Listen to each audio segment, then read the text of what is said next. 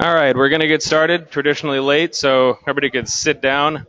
There's not that many people standing, but I'll traditionally call names if you don't sit down. There we go. That works so well. So, hey, my name's David Nickel, president of Solar Washington. My voice is a little shot tonight because I have a crushed larynx from martial arts class earlier, so I'll do my best here. I'm going to try to keep it a little bit short. But anyway, thanks for all for coming to the meeting. I know it's really, really nice outside, and a lot of us would probably rather be out there, but I just want to quickly thank our sponsors and our members, for kind of allowing this to happen, as well as our volunteers. I always say that we'd be lost if this guy didn't show up, because one time he didn't show up, and that was not good. That was really hard to deal with. So I just want to thank everybody. It's really hard to put something like this together, not just the events, but also the other things we do. So really, really appreciate it. And I should also mention while I'm standing up here before our speakers get the show that we have been working with the Discovery Corps program at Seattle Science Center. They're a bunch of high school STEM students from inner city in Seattle. And we gave a presentation to them, apparently that generated a lot of conversation, and now we're being asked to come back to do some additional presenting. And so they're looking for Solar Washington to help them figure out what kind of education they need to get into this career, into a renewable energy career. And also they're potentially looking at doing some work on the Seattle Science Center for demonstration projects and educational projects. So I'm really glad to see that, because that means that the time we spend doing these outreach and education events actually works. And Patrick just sent me an email a couple days ago saying that we have a whole bunch of requests now for these Solar 101 presentations and others in various places throughout the state. So pretty soon we're going to be reaching out to our members to find local volunteers in those regions that we can train up to give these presentations, so that we can do this without me being on the road all the time. So that'll be coming up. But we have a relatively short program tonight. Tonight we are going to be going over the current legislation and net metering, kind of from two different points of view. So first up will be Dave Lazerwitz from Puget Sound Solar, and like I said, he's going to be covering current legislative activity and net metering. And since he's from Puget Sound Solar, that's going to be kind of from the installer perspective. And the next speaker will be David Warren, who is with the Public Utility Districts Association. So he'll also be giving an update, but from his point of view. So that's who we're going to have tonight. I believe that David Lazerwitz is going first. So here he comes.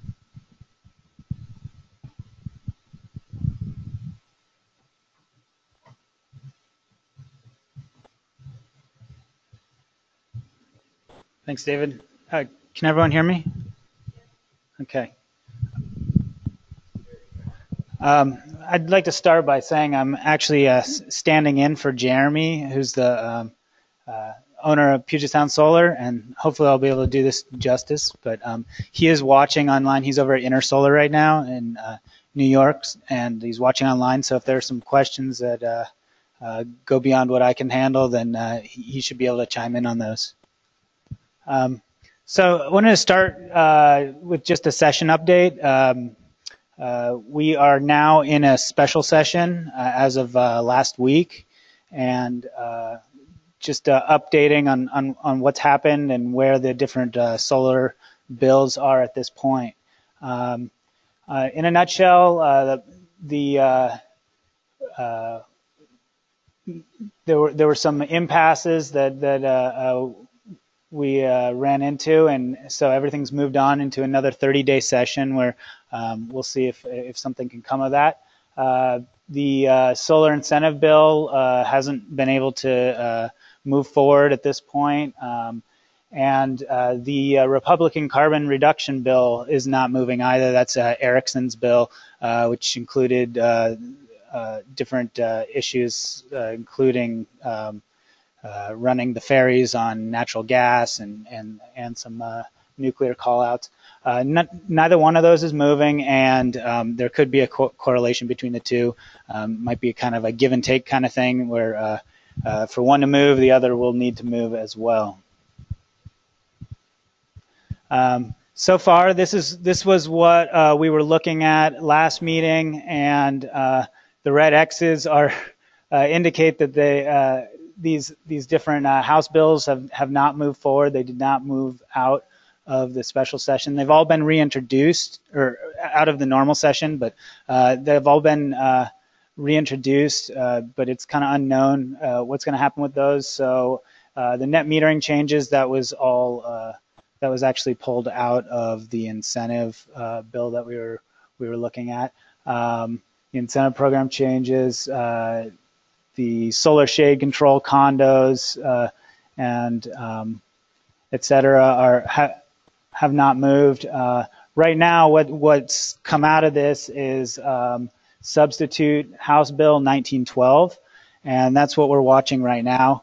1912 incorporates a few different aspects of what some of the incentive bill incorporated, and we'll take a closer look at that. This was what was. This is the substitute bill. It's pretty short here, but it's a placeholder, and you need to be able to actually see what's in the bill. You need to read through the amendments. And if we go to the next slide, this is how you can actually read through it, and this will be in the archive, so you guys can access this later on. But if you are interested, you can go to the legislation website for Washington and look through. The first 8 amendments incorporate what the bill is, and it's essentially the original House bill, but without the net metering component. Originally, the utilities asked that be part of the conversation and part of the bill, and at this point, it's not. It's been pulled out. The 9th Amendment is actually House Bill 1927, which is Jake Fye's bill as an amendment, which is interesting. We can go to the next slide. So this is the lineage that we were looking at last meeting and meetings before that. It gets pretty complicated, but this goes from last session to this session, and what we've seen is the two bills, the green and the red, were combined. And what we were looking at last time was the House Bill 2045. It did include net metering and, or rather, let's look here. The House Bill 2176 and 1096 were concerning net metering. And the 2045 was the combination, when both those were combined together. Now what we're looking at, like I said, is the proposed substitute House Bill 1912, and it's still anybody's.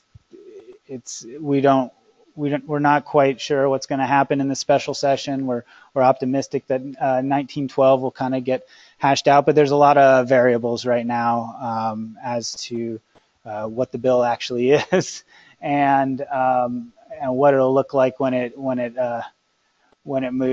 it were to move forward. And you can see House Bill 1927, that's Jake Fye's bill, and the 1912 right now is mostly those first amendments are Jeff Morris's bill. We'll go to the next slide, which we're going to start a discussion about net metering, and this is actually more of a conversation. And just starting into it, and I'm going to pose some questions and some things to think about. But I want to start with just a short history of net metering. And net metering, we saw the PURPA, which was the Public Utilities Regulatory Policy Act in 1978, which provided for customer generators. In 1983, we saw what we think is what may have been the first net metering law in Minnesota. Skip forward to 1996 was when we adopted net metering here in Washington State. We'll skip forward another few years to 2012.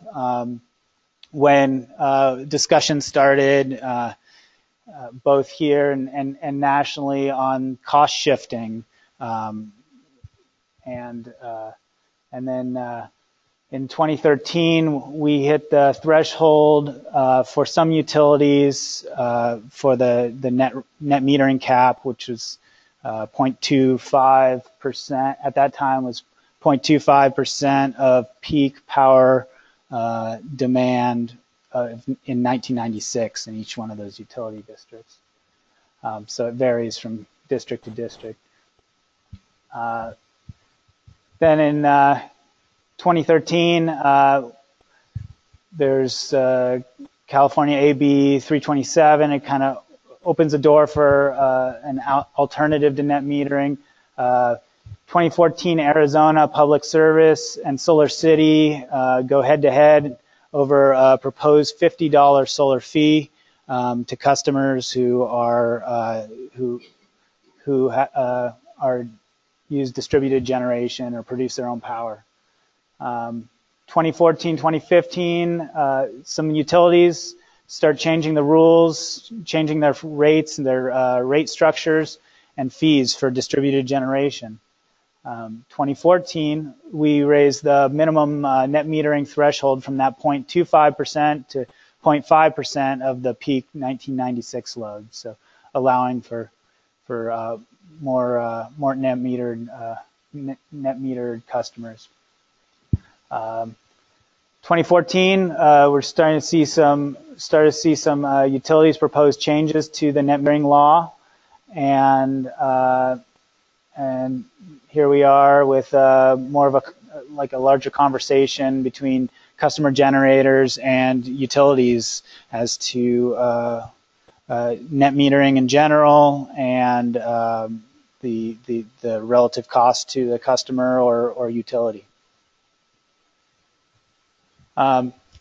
Here, this is actually a picture of my house here, but in my energy usage. The green, this is from a monitoring device that shows my power production and power consumption in red.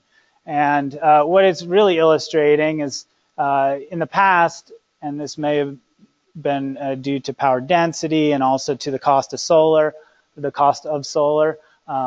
most residential systems were smaller, and they were matching up a little closer with energy usage. So in this case, you can see energy used 20 kilowatt hours, energy generated 21.2. I'm really only net metering 1.2 kilowatt hours this particular day. That's because the size of the generation versus the usage. If we go to the next slide, we start to see some bigger. Now we're starting to see some bigger systems. This, I don't know if you could see the print, the y-axis on the last slide, but it was around 3 kW. The power was peaking. This is right around 8 or 9 kW, 8 kW of generation. It's peaking. So this is a much larger system. They've got just about the same usage as I did in the last slide, but instead they're using the utility grid a lot more. They're netting about 40 kilowatt hours back onto the grid in this particular image. So this is what we're kind of seeing in general. As systems get bigger, the price of solar comes down. We're seeing more of we're netting more, net metering more. Selling or pushing more back onto the grid. Okay, we'll take a look at the next. Here's a zoomed out view, and this is 1 year. And what this really illustrates is half the year we're in that overproduction. The first 6 months on this particular frame, we're overproducing. We may not be selling. We'll be pushing some power back onto the grid and covering the usage, and then in the other 6 months, we're buying most of the power from the utility. And if we wanted to store that production during the winter months, we would need one really big battery or a very expensive setup to be able to do that. So it's not that feasible, at least in our area, based on our solar year and when we get our sun. We'll go to the next slide. So a customer generator, the grid has value. On a daily basis, it can firm up intermittent generation, and on a seasonal basis, it can supply peak loads. And it's also a really, really great and cheap battery for us, because we can push our meter backwards for half the year and then use that credit during the other half of the year without the need for a large battery bank. To a utility, the customer generator has value. Can offset the need for some additional generation, can conserve water for hydropower during the dry season, for grid support in areas that might be really far from, it might be a long distance from the last substation, or to replace retiring fossil fuel and nuclear generation. The question being posed here, how are those values reflected in utility rates? And the more we look at it, the more we really understand it really depends on where you are, where you're living. We'll go to the next slide. This is a map of the utilities in Washington State. There are 60 electric utilities, and some of them are as small as a few hundred customers, or 1,500 customers. Others are over 1 million customers. So, and all these utilities are different, and may evaluate the value of solar differently. We'll go to the next slide. This shows different utility rates, and these are, I believe these are Tier 1 rates across many of the utilities. I don't know if that's all of them, but probably most of them in Washington. You really can't read this, but the Grays Harbor PUD, that's at 1.2 cents per kilowatt hour. That's their utility rate at Tier 1. On the other end of the spectrum, we have PSE, which is right around 10 cents at Tier 1, and it goes up from there. So it's quite different based on where you are, the rate structure, and that can deal with a lot of, that can be due to a lot of different reasons. But we'll go to the next slide. And this is not made for us to pour through right now, but it will be in the archive, and it's actually pretty interesting if you look through it. These are utility rates, and the first column is the residential charge. So what we would be looking at, or the second column after the utility, the second column is the residential charge. So that's a monthly rate, or some of these are broken down by day. And just to highlight, Grays Harbor, which has 1.2, they charge 1.2 cents per kilowatt hour at Tier 1. Their residential charge is actually $40 a month, $39.55 a month, which is the highest up here out of this selection of utilities. That's largely due to their the fact that a lot of the homes up there are in Grays Harbor are vacation homes, so customers may not be using a lot of power, but they're connected to the grid and they may only be using it seasonally.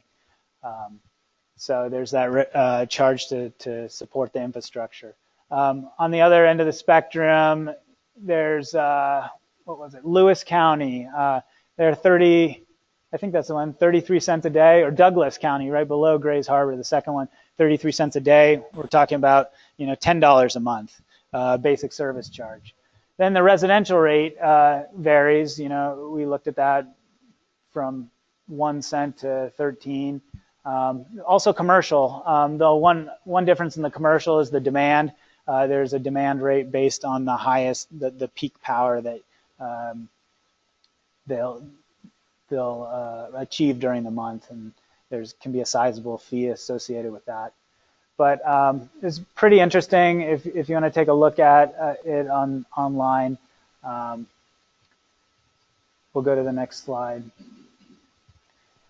So going back to Grays Harbor, basic monthly charge is $39.55, and the first tier rate is a little over a cent.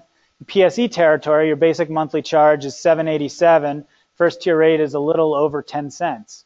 Which utility customer has more incentive to conserve or produce electricity?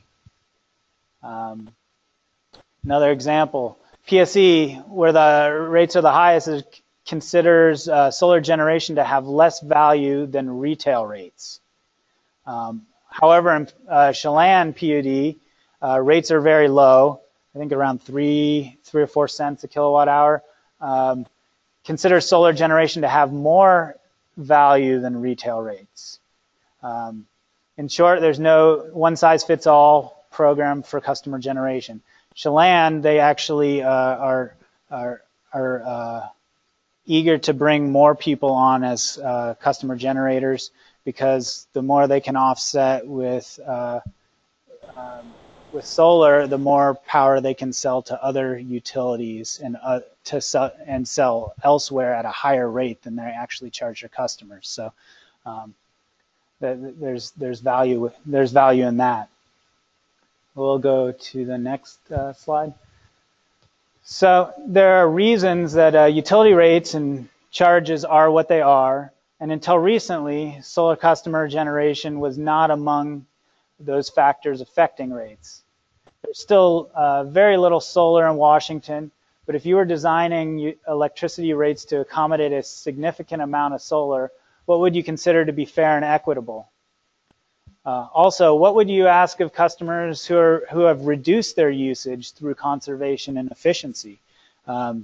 You could lower your electricity usage very significantly through conservation and efficiency, if not greater, if not equal, if not greater to that of solar generation. And you can achieve efficiency on every single home rather than certain homes. As these challenges are being met, there's a lot of solar. Where there's a lot of solar, smart inverters, short-term customer-side storage, smart grid technology are all finding a place in the grid of the future. Who should be paying for this new technology? And like I said, posing more questions than answering, but really interesting once you start digging into the different utilities and the value that solar can have in these different areas, and the value of the customer, the value of the grid. I think there's a lot there. I think that's it for my part.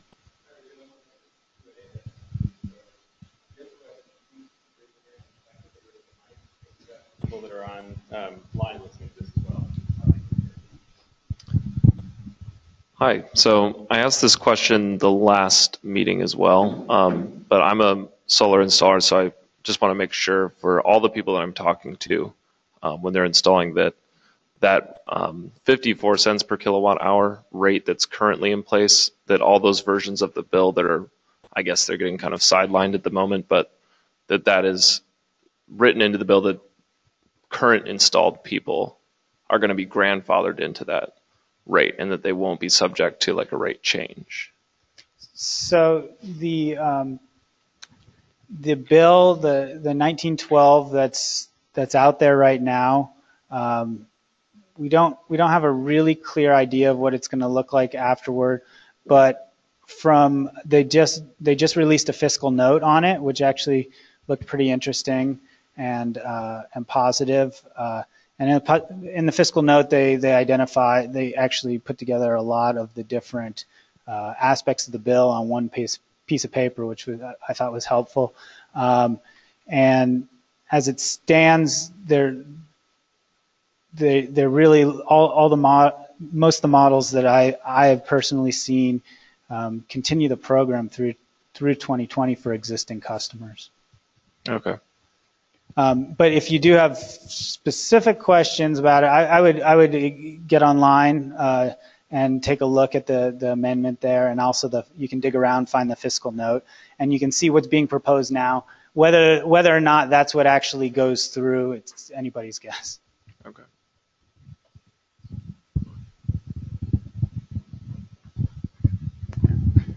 Thank you, Patrick. I'm Martin Nix. I was the founding secretary for this organization. I want to say thank you for everybody for showing up. It's really nice to see this organization working. Just to let you know, one of my big concerns is stability of electrical power supply to the utilities. Photovoltaics make electricity in the daytime, but they don't make it at nighttime. Wind energy tends to be kind of variable. Sometimes it does create problems with electric utilities. I think the solution to this is solar thermal technology, where we store solar energy and wind energy in melted salts and oils. And I'd like to see a lot more of that being developed. I'm going to toot my horn here a little bit, but I'm proud to announce to everybody that as of 2 days ago, I was awarded a patent from the patent office on storing solar energy in melted solar lava, where I use a solar-powered smelter to melt rock. And that way I'm able to generate electrical power, AC base load at nighttime and even in the wintertime. That, to me, is how you are able to get that giant battery. You were talking about using lead acid, lithium ion. You can't get much cheaper than melted rock. So I think as solar people, at least on this invention side, we can do it if we got the capital investment more towards solar thermal here. So just one other comment real quick. The utilities on the fossil side of the nuclear are going to fight us tooth and nail because we're basically putting them out of business. And if we start coming up with these kind of inventions, things like that, so they're going to be fighting to try to prevent us from making their assets being stranded. So that's the reason why Arizona is trying to get that $50 fee there. So anyway, those are my comments there. Quick question, if I could. I liked your slides showing the green and red power usage and power produced. What software and hardware did you use to put that together? The hardware component, it's called an E-gauge, E-G-A-U-G-E.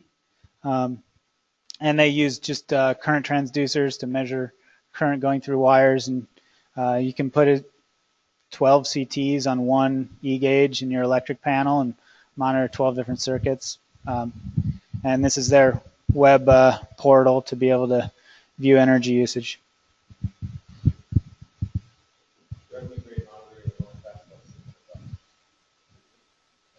No, that's a one-time hardware cost, and there's no software fee.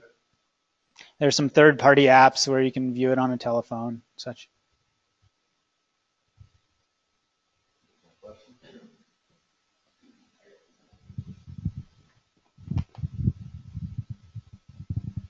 So I'm curious, as an installer, how this, it seems like the legislative action going on right now and 1912 being changed around a lot and kind of supplemented and kicked down the road a little bit. I'm wondering how this is affecting the business of residential install. Is it helping or hurting, really? In general, what we're seeing is increased, and this is year over year, we're seeing increased interest in solar. The people have been interested for a long time. We're seeing the prices come down. Everyone that as an installer, we share what our knowledge of the situation is and the status of the incentive program with all of our customers and make sure they understand that.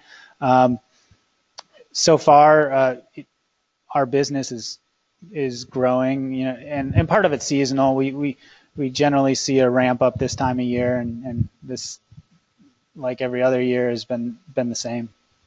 That makes sense. And then one more follow-up question, if I may. I'm wondering, from your perspective, we've seen public releases from Tesla about 35 cent a watt lithium power systems for homes, and I'm wondering how you see that changing the net metering argument or debate. Well, it certainly could lead to add a level of stability to the grid. and a little bit more stability to generation. And but it's hard to know. I mean, 10 kW worth of storage, what that's going to do. It does something for sure day to day, but it doesn't really take care of that, 6 months of underproduction versus 6 months of overproduction.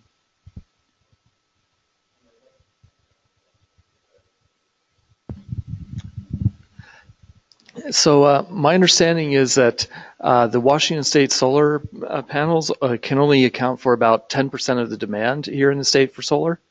Has that created a huge price disparity for Washington State panels? And exactly how effective is this incentive right now? Well, as far as demand goes, the Washington State manufacturer that's it's currently working, iTech Energy, producing panels. They've been ramping up their production and has been tracking really well with demand from the local installers. We haven't seen lead times go out. We've actually seen lead times drop from anywhere from 2 to 4 weeks getting equipment. So haven't seen that as a bottleneck from our company perspective so far, and most of the systems that we're installing at this point are made by iTech just because of that incentive rate. I think that incentive to answer your question on the incentive, I think it's been extremely effective and really been, even in the earlier days before there was a Washington-made panel, supporting early adopters of the technology. And now with a higher incentive rate from Washington-made products, the incentive is it seems really, it's actually a little rich, I think. Okay, thanks.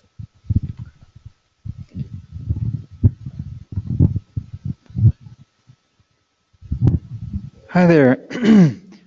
So, sorry I walked in a little bit late. Maybe you covered this already, but do you see a service charge model as being appropriate for maintaining the utility and the function that it provides? Is that battery? The utility is an asset to a customer generator because you're able to bank that power with them over the course of the year. There's a definite value to that, and I think it comes down to working out what exactly that value is, and making sure it's fair both to generators and is fair to a utility as well. One more question real quickly. I see solar as pushing the need, but how's the best tool to offset the wasted energy that we've become accustomed to, and just like, oh, energy's cheap, let's just waste power. Do you see a benefit or a negative to solar contributing to that? What we've seen time and time again is that customers that come to us and are interested in solar, perhaps they've already gone through and made their house more efficient and really focused on energy efficiency, changed out their light bulbs or done their air sealing and insulated walls, upgraded their furnace or their hot water heater. Sometimes it's the other way around. They come to us interested in solar, but without a doubt, after they go and install solar on their home, they start looking into their energy usage and trying to tighten up the efficiency of their home. So I really think there's a synergy between the two, efficiency and solar. And I think solar only helps illuminate the need for efficiency. Hi, I'm Joan with Fire Mountain Solar of Mount Vernon. I'm wondering if April 30th is the end date for net metering statewide. Is that true for all utilities, or does it vary by utility? I believe that's all utilities. I think that's part of the net metering. It's part of the state law. Thanks. Over there. You like scroll down and Ron Snell, I'm a solar owner in Kirkland. Just one observation, I have an E-gauge on my system, and one observation reflecting the question around, does it encourage additional use of power, or when you have a feedback system such as this, all of a sudden you find yourself running around the house going, what's on? Why is that being used? Chasing Anytime lights. you get a feedback system, it's going to make you aware of what your energy usage are and generally encourage conservation. Thanks.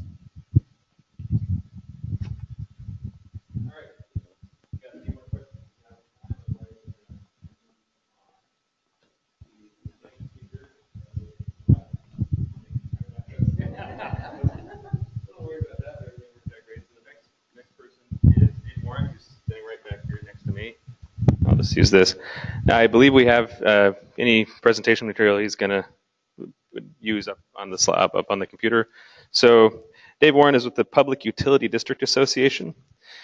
He is also going to be speaking on legislative activity and net metering, but since he's with the association, he's going to be talking about it probably more from the point of view of a utility. So I suspect that'll give us some interesting Q&A.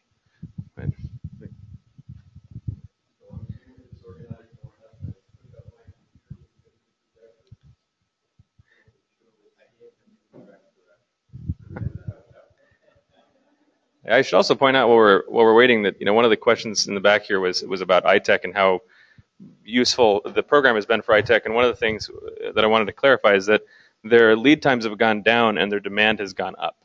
And that's a really critical thing to say in that context. So they are actually, I think that they're getting ready to start producing 35 megawatts a year of solar, which is pretty good because I think when they started, they were somewhere around 5 or so, if I recall correctly. So they're really pushing up quite a bit, and if they can keep this kind of escape velocity curve going with production, they may be able to escape to a price point that people can afford without an incentive, which is really nice because right now they're actually pretty close. I'm working on a export bank project in India right now, and the two installers that I'm aware of in the United States are the two manufacturers are SolarWorld and ITEC, and ITEC is only a little bit behind SolarWorld, frankly, and they're falling pretty fast. And so it's going to be interesting to see if they can make that jump. But I also think that the renewable energy thing we're talking about with batteries is fairly important because I do mostly microgrid application solar, and that kind of thing is going to allow the utilities. When I read the press report, what they were saying was that the utilities will be able to control the batteries to some degree, the discharge and charge rates of the batteries. So that means the utilities will be able to use those batteries for peak shaving, which should help quite a bit and then kind of changes the relationship between the utility and the customer as far as how useful that solar power is. Because that's been a caveat in a lot of discussion I've seen with smaller utilities. Well, solar is great, but it's not that useful to us unless they had storage. So I suspect that's going to change quite a bit. But let's see, it looks like they're still getting stuff put together. So I guess meanwhile, you got a question in the back? Okay, well, I'll give you a chance to ask a question anyways. There you go.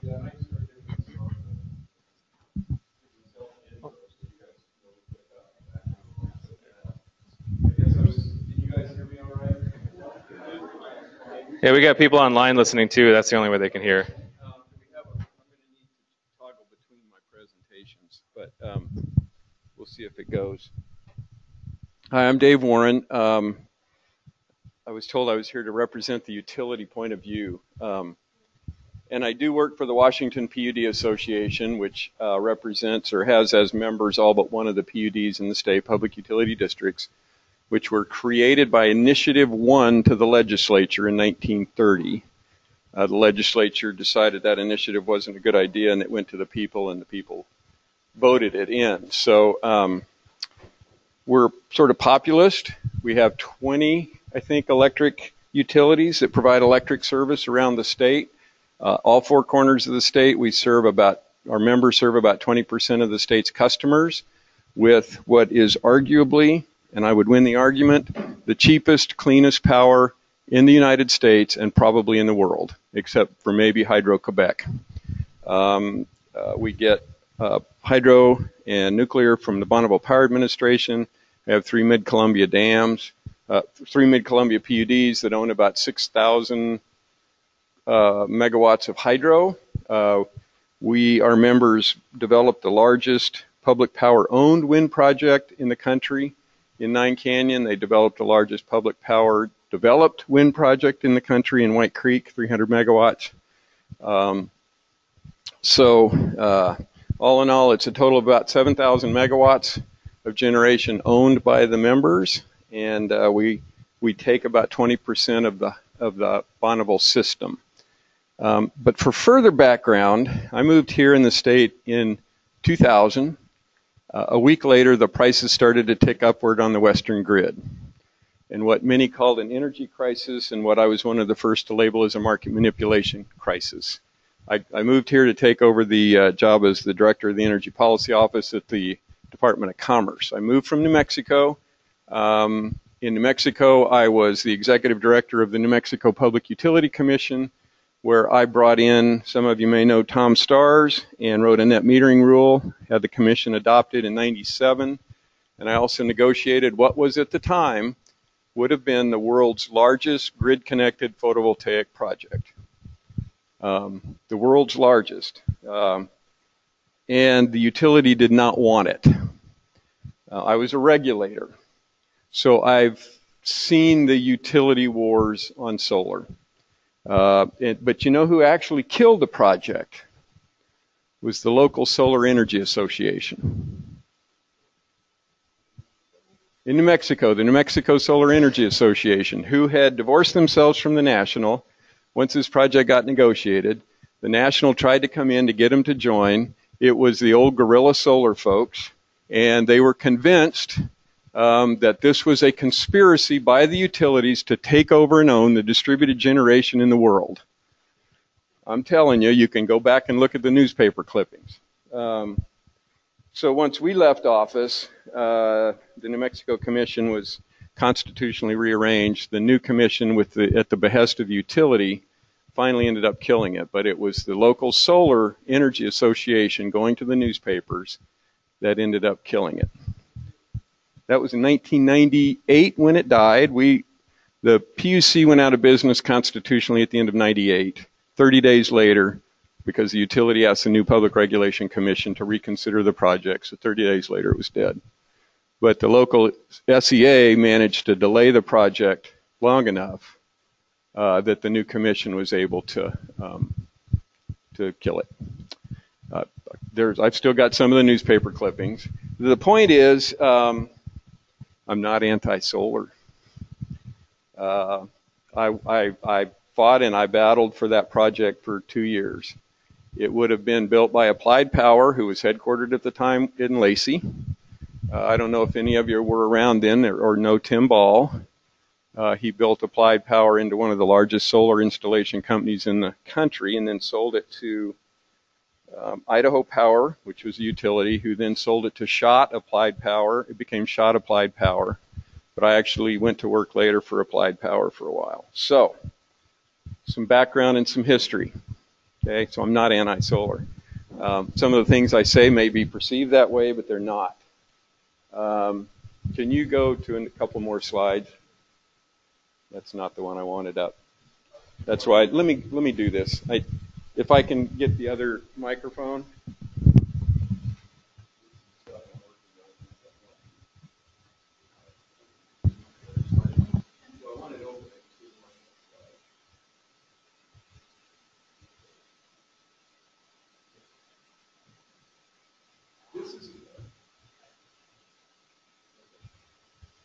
This is a slide that I pulled off. The Department of Energy just recently finished what was called a quadrennial energy review, and it's the first time Department of Energy has done this. DOD does it a lot. But this, to me, was a stunning slide and a stunning graph. And what this shows, between now and 2040, the average annual growth in residential electricity demand is exactly 0. The average annual growth for the next 25 years in residential energy demand is 0. The average growth in commercial electric demand on an annual basis is 0.5%. For the next 25 years. 10 years ago, it was 1.5% in residential plus commercial. That's a stunning number. And it's a number we're going to have to get used to. In industrial, 0.7%, transportation, energy use, 0.1%. I want to put that up there because my background is civil engineering. I have a bachelor's degree in civil engineering and I have a master's degree in environmental engineering. And I tell people in my bachelor's degree, they taught us how to build things. In my master's degree, they taught us how to clean up the mess. And the best way to clean up the mess is to avoid it in the first place and not build it if you don't have to, especially infrastructure. So yeah, go to the next slide. This is another way of, another thing that, report that came out in the last couple of weeks, and I think it's also part of the quadrennial energy review. But the growth in electricity demand is now considered decoupled from growth in the economy. We've always been assumed as the economy grows, our demand for electricity will grow. That's how we built our electric grid. The electric grid that was named the most, the engineering achievement of the 20th century. And then a year later, we looked like a third world grid in the midst of the market manipulation crisis. Those two factors, that demand for electricity is no longer coupled with GDP, and long-term residential and commercial energy growth coupled is going to be less than 0.5% per year. And in the Northwest, it's very likely it will go flat. Go to the next one. So this is a slide I've been working on. Johnny's seen it. This is since the passage of 937. In 2000, as short time ago as 2006, we had a low growth projection of 1.4% per year. I'll go back even further. In the 70s and 80s, I'm a little bit of a historian on the electric industry now. In the 70s and 80s, we projected a 7% per year load growth. That's why we put a whole lot of nuclear plants on the drawing boards and started to build them. And whoops was not the only failure of nuclear plants around the country. Palo Verde, a bunch of nuclear plants built by investor-owned utilities were disallowed out of rates. We overbuilt the fleet because we had low growth projections that we refused to step back from and say they were wrong. And I posit that we are back in that system right now, among other things. The low growth projection in 937 was 1.4%. That's the green line. The dotted green line is the 3, 9, and 15% targets. The blue line is actual loads since 2006. And you can see the recession. You can see it very clearly. You can see it bottom out. You can see it bump in 2011. And this curve is around the country. This is not just the Northwest. Right now, this is just for the 937 utilities. You can see it drop back down after 11. And then 2012 to 13, which is the last year that data is available, it's resumed at 0.6% per year, which is the current low growth projection over the next 10 years from the Northwest Power and Conservation Council. And if you project out those low growth, the orange line is where the demand for new power, independent of power we already had in existence, what we call long on power, already had built. That would be, if we ignored that, the orange line would be what we have. The yellow line is if we increase net metering by as little as 0.25%. So in 2014, January 2014, the net metering cap in the country went from 0.25% to 0.5%, just in 2014. And there's only a couple of utilities that are actually at that 0.5% because we just increased, we doubled the cap. So if we add the other 0.25% and then we add more DG and increased efficiency, we are very, very close to going flat in the Pacific Northwest. Oregon's looking like this. Idaho's looking like this. It's fundamentally the nature of the industry has changed. Think of the first 3 slides I've shown you. So where does solar play? Where does net metering play? Change presentations now. Now this is a series of slides developed by Charlie Black, who's the former Power Division Director at the Northwest Power and Conservation Council. He's now a consultant. And Charlie started to look at how solar fits in the Northwest and how solar fits generally.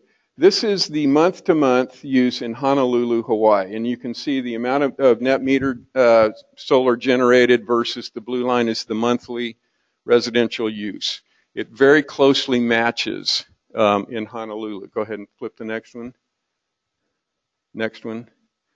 Here's Seattle. Okay, there's a fundamental difference. And San Diego's in here. I think that San Diego might be 2 down. You might flip. Yeah, there's San Diego. You can see very, very close.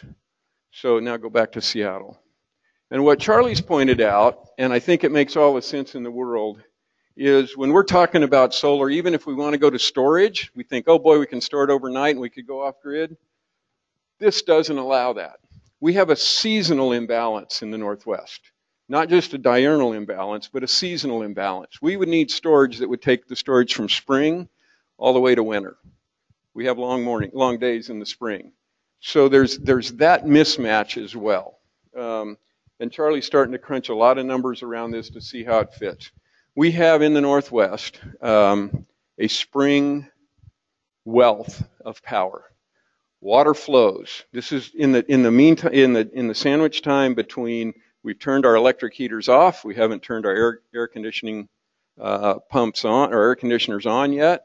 The water flows, the wind blows, and the sun shines. Okay, so as a grid operator, the physics of the grid, this is not political, this is not policy, the physics of the grid, we have a problem in the spring. We already have it. We're already paying negative prices. We're already paying British Columbia to store more water in their reservoirs because they have a whole lot more storage capability than we do in the United States portion of the Columbia. Our reservoirs are not built for storage. They're called run of the river.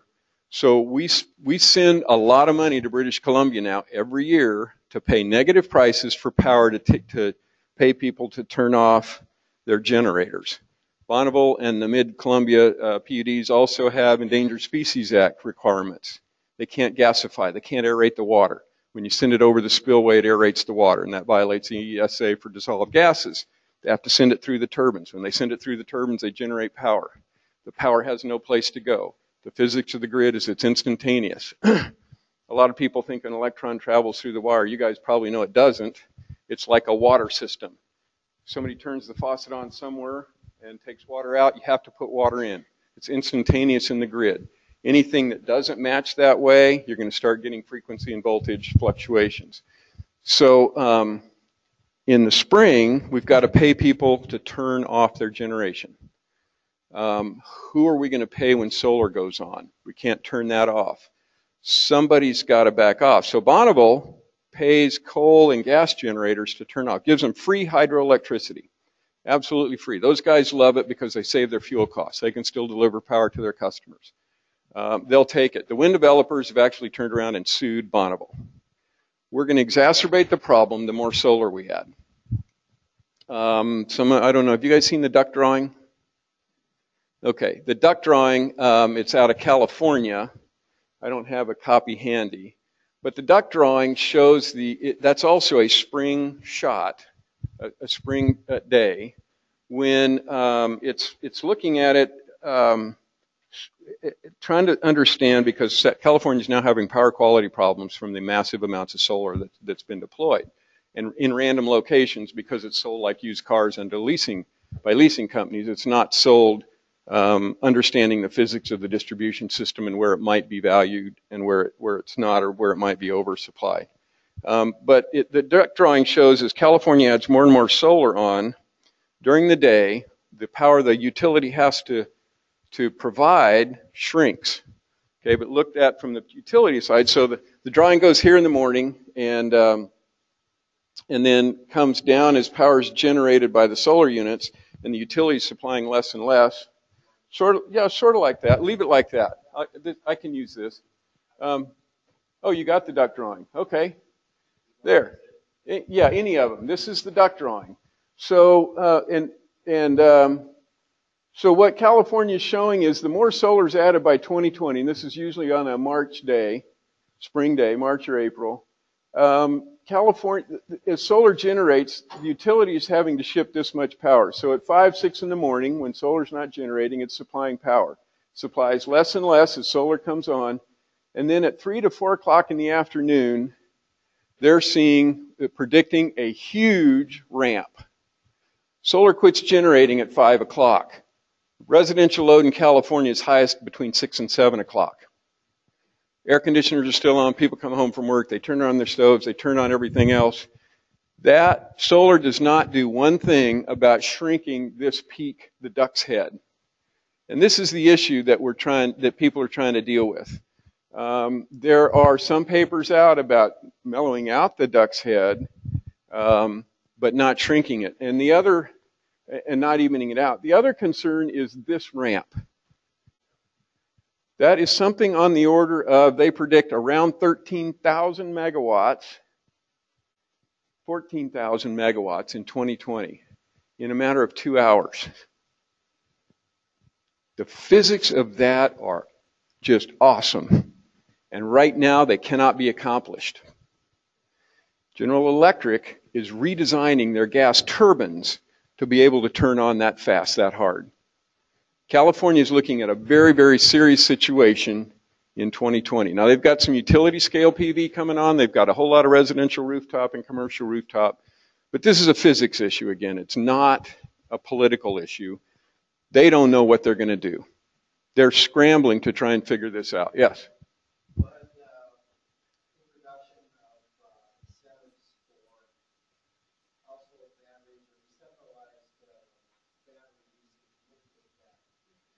There is a paper out that, oh yeah, the question is are there batteries and other things that can mitigate it? One of the papers that Jim Lazar, I don't know, some of you may know Jim, he lives in Olympia and he's a long-time gadfly around here and he's very, very bright, but he wrote a paper for RAP on ways to soften the duck's head. One of those is battery storage, which the Tesla battery will help. Again, on a daily basis, it'll help, not on a seasonal. Another one is to start putting panels facing west instead of south. You guys probably all put them facing south, right? So the production starts tailing off at 3 or 4. If you put them facing west, you're going to have production going out for another few hours. And Jim's got 2 or 3 or 4 more ideas. So yeah, let's go back. So the duck drawing, all of these things are coming together, and I'm going to take a chance, and you guys interrupt me, and part of it is I'm going to challenge you because I do that, and challenge me. Everybody in this room, including me, is a dinosaur. We are all thinking, and Jeremy, who I was hoping was here tonight, Jeremy and I finish each other's sentences now. It's a pleasure working with Jeremy Smithson and ever before him. Jeremy's listening? I didn't know that. I wouldn't have said it that way.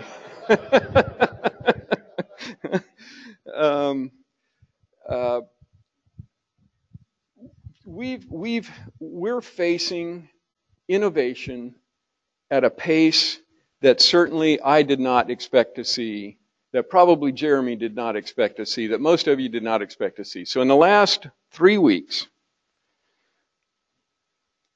Elon Musk has announced the residential battery, the Powerwall, right? Solar City has announced they're teaming with Google Nest Thermostat, right? Facebook has announced they're going to get into home energy management through your Facebook page. Why? Because they're going to compete with Amazon and Apple and Google to do that. What we are seeing, and let alone the smart appliances, dispatchable smart appliances. We had a bill going through Congress that electric hot water heaters wouldn't have to shrink under DOE standards so that we could use them for demand response. 2 days ago, I read an article about the incredible amount of personal information we're going to be giving up through our smart appliances. Way more so than our cell phones, which we already all seem to voluntarily give up. That smart thermostat will know when you come in the house, when you leave, what your preferences are, when you go to bed, and all kinds of other information. And then an article today or yesterday, there's a report out about the hackability of the energy internet, taking over rooftop solar panels. making the grid look like they're turned off so that the grid will overgenerate or undergenerate. It's just phenomenal, the pace of change. Moore's law is going to hit the distribution system. There's no doubt in my mind, for those of you that are familiar with it, Moore's law said we'll double our computing power every 2 years. He was the former CEO of Intel, I think. We're going to see that on the electric system. I'm now convinced of that. 3 months ago, I wasn't. I mean, this has really been, Johnny's been part of it, and I saw Kelly. We've all sort of been wrestling with this issue in the legislature. I'm almost bowled over trying to keep up with the concept and how science will keep, and how democracy will keep up with science and innovation. That's been sort of a pet subject of mine. My chair and I, when I was staffed at a committee in New Mexico, legislative committee, were the subject of the Kennedy School did a case study on state legislatures and science and democracy, and we were one of the ones they picked. But it's always fascinated me how slow our democratic processes are to catch up to the science and innovation. And I think there's a couple of examples we've already seen. Net metering is one of them. I would challenge us all. We are all living in the past when it comes to what we're trying to debate and solve in net metering. Yes? Hey, I also come from New Mexico. Oh, cool. Charles Dennison and I worked on solar repowerment. Oh, Charles, yes. Station, Yes. And so I know, very aware, believe me, the state legislature loves me, so the public. I want everybody to please take a look at my recent webpage we recently put up. It's called Solar Smelters International. And that's the reason why I've been working on this recently. I just got this patent just a few days ago on using melted solar lava to store the energy of concentrated sunlight in solar smelters. I can integrate wind chimney and stuff like that with it. The patent's there, it's being issued. And the reason why I did this invention was quite frankly because of the Dutch chart. Yep. I think us innovators out here, we're catching it. Now here's the issue. Elton Musk knows about my research. I can't get the capital. Right. In other words, us innovators out here are coming up with the capital and coming up with ideas. And meanwhile, we're not being heard. We're not getting that capital. I don't want to go out and not run business plan or anything like that. But I can tell you right now, there are numerous people out there with good, really nice inventions out there. And if we can get the capital also, we get these inventions into mass production, we can solve that problem. We can solve it. CSP certainly can solve it. I actually had a contract once to try and save the 10 megawatt solar power tower out of Barstow. I don't know if you guys remember that. The DOE had for 3 years up, and at 2 years they were working the bugs out. The third year they got it running, and then they took it down and shipped the Chilean, the nitrate salts back to Chile. Right as it was starting to operate. I get you. CSP, solar thermal, is certainly, it's got the storability, the dispatchability that PV doesn't. I would take you back to the first chart where is there a fundamental assumption we're always going to need new sources of electricity to keep adding on and on and on. I don't think so. I think what we'll see as we displace the fossil fleet, we'll need to make up for that. And that certainly baseload and renewables are a debate and a discussion that will go on for many, many years. That's where CSP, I think, could really play a role.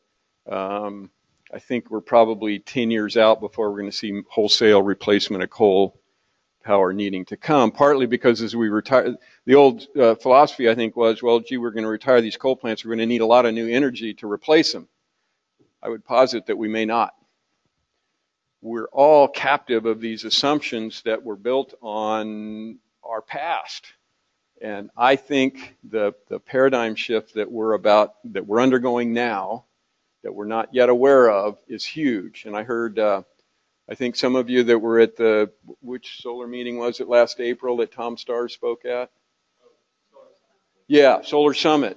And Tom, I actually hired in when I was in New Mexico to come in and help write our net metering rules. So Tom and I go way back. But he said something then that stuck with me.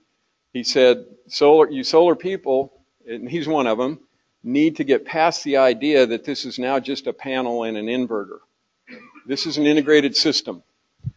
You have to start thinking of smart inverters, storability, dispatchability, aggregation of rooftop solar and larger, This is, and connecting now with Nest thermostats and smart appliances, and how can we take this technology and others into the next generation. I think the distribution system is where we will be looking. We are changing from an integrated utility model to a flat, innovative model. And, you know, I think I heard a comment that the utilities are going to oppose this. I will tell you, consumer-owned utilities are fundamentally different. And I think Jeremy and I have had long discussions about this. We're not for-profit companies. We could care less if the throughput sales falls. It doesn't hurt our shareholders. Our shareholders are the customers. If the customers want it, those elected commissioners are going to make it happen. I will tell you, I've got a couple of PUD members that had their first application for the incentive program in the last 6 months. And that incentive program has been out for at least 10 years. They're very happy with the cost of their power, the reliability, and the dependability. And so many of my members have only got 1 or 2 or 3 or 4 or 5 net metered systems. And some have just started applying for the incentives. Whereas you've got other utilities that are going, you know, banshee. And it's not because our folks are standing in the way, it's because the customers haven't wanted it yet. If a customer doesn't get what they want from one of my members, they go into an elected commissioner's office and then they run somebody against them in 2 years. And they can go in any time, whereas you try to get in a meeting with a UTC commissioner or a for-profit utility executive, you're going to have a long time doing it. You can meet with my folks really quickly. I promise you'll get an audience. Yes. Right.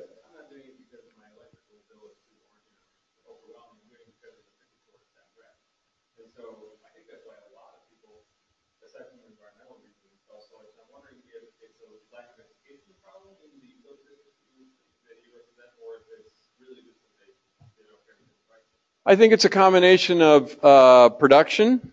You know, in Western, my house has a lot of trees on the south, so I'm not putting it on there. It's low cost. Yeah, you could make money on the 54 cents, I guess, but that's just been in the last couple of years that it's been fully vested at 54 cents. You know, and it's just maybe not on people's radar when I've got 2 members that are 1 and 2 of the lowest retail rates in the country. It's Douglas and Chelan PUD, the lowest. Douglas is still just over 2 cents a kilowatt hour. For 1,000 kilowatt hour a month home, that's $20 a month electric bill. So, yes. Oh, okay. Oh, repeat them.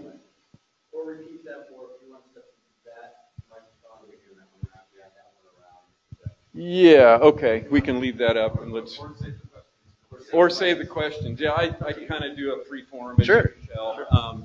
Let me just go real quickly into the last sort of piece that's really been a puzzle, and Johnny and Kelly know it, is pricing.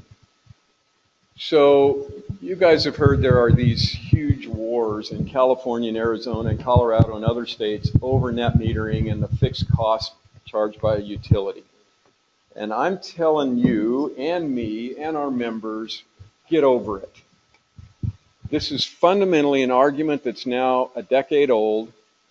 First, let me back up a little bit. This state, and I think Jeremy and Deborah and others have been instrumental in that, and we in the region are used to generally collaborating. We have our disagreements between public and private power, or hydro versus that. But we fundamentally, this system is used to collaboration in the Northwest, whether it's over the Bonneville system or because we're in a 4-state, 5-state area.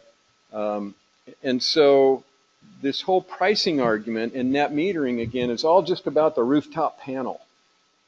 This is not about what kind of platform do we have now for what we're seeing in New York and California. And Chair Morris of the House Energy Committee has put this discussion square on the table. I think he put it on a little fast for people to digest, utilities and others. But what we're arguing and debating over something, frankly, that I think is already anachronistic. is, do you have a higher fixed charge for somebody that's got a rooftop panel? I want to know how I can incent solar out on the end of a long distribution line that's got an irrigation pump that goes on, and I may have to upgrade that distribution line.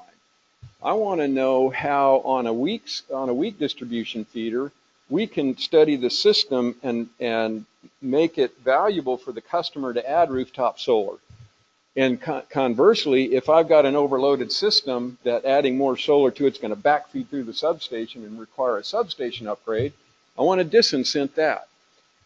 We need to understand, I think, and a fellow from EPRI, some of you may have been at the UTC presentation last June, a guy from the Electric Power Research Institute presented a study on the value of the grid to the solar owner.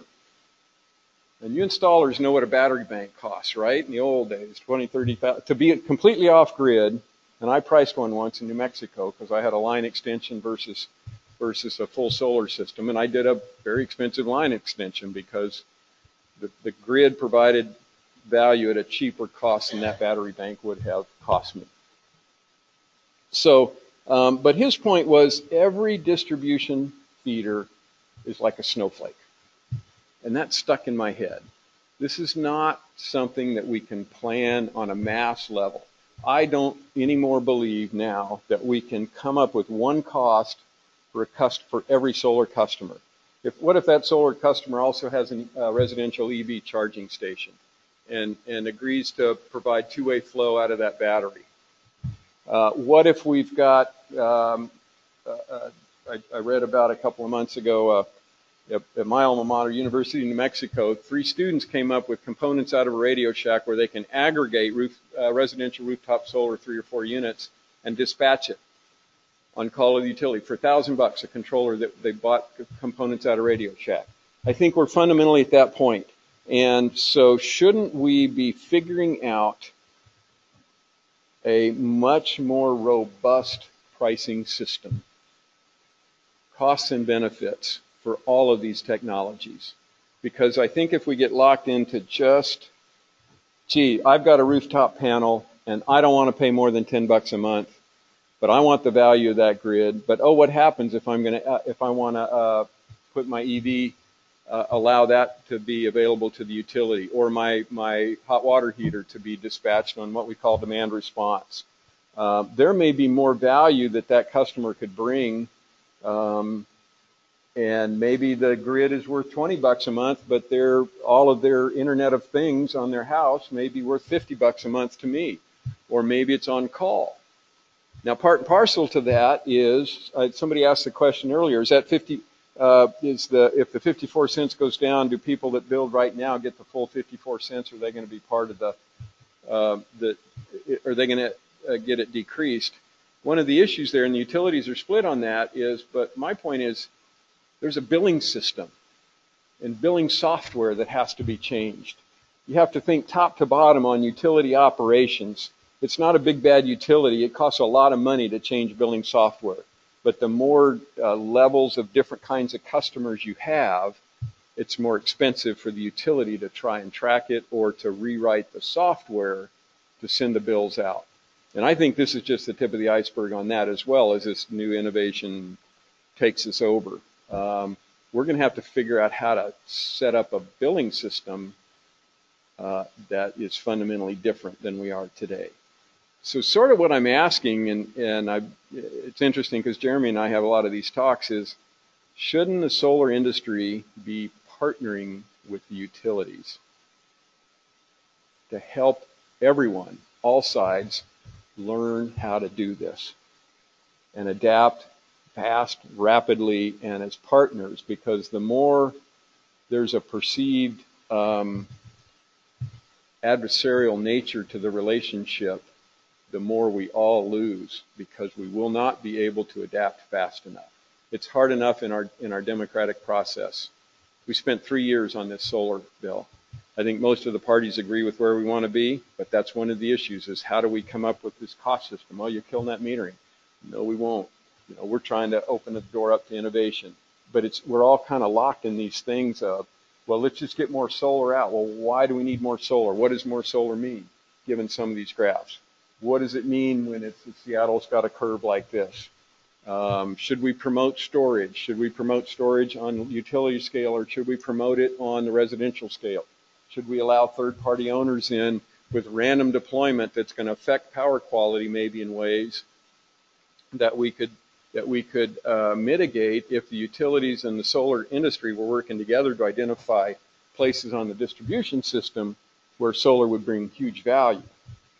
You know, there's a lot of questions out here that I think we all probably could benefit by sitting down and answering and working together, because there is no easy answer. There's no right and wrong, and that's what I'm convinced of now.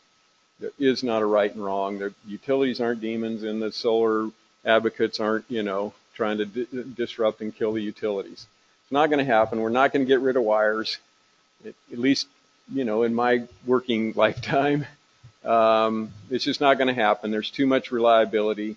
You want your computer on, you want your power quality at that very fine amount. We demand it, we want it. What we are seeing, though, both in New York and California, New York because of Hurricane Sandy, the state is now working with utilities and others to rebuild the distribution system with robustness in mind, and outages and microgrids, and how do you get the power back on in the wake of a disaster like that? How do you fundamentally rebuild the grid?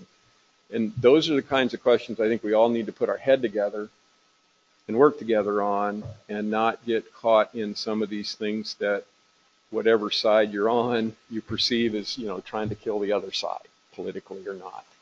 I do think these fundamental questions need to be answered, and they're only going to get more difficult. Maybe I should end it there and ask for more questions. Of course he would.